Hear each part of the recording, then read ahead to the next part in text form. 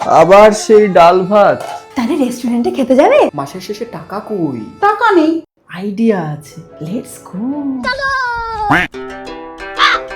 Sir order please. 3 plate chicken. Chicken কেন, 3 plate mutton biryani আনুন। ওকে।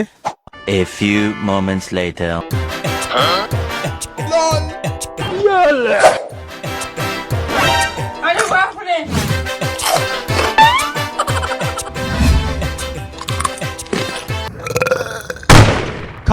খেয়ে তো নিলাম গাইস, কিন্তু বিলটা মা বলেছিল আইডিয়া দেবে। দেব তো।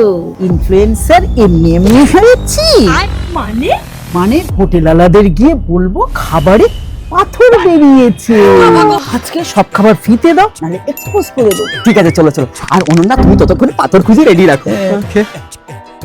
এক্সকিউজ মি, আপনাদের খাবারে কিন্তু পাথর বেরিয়েছে। এত বড় রেস্টুরেন্ট এরকম করলে হয় বলুন? এক্সট্রিমলি সরি, এরকম তো হওয়ার কথা না। ও বিশ্বাস হচ্ছে না, আসুন দেখবেন, চলুন। আসুন দেখুন।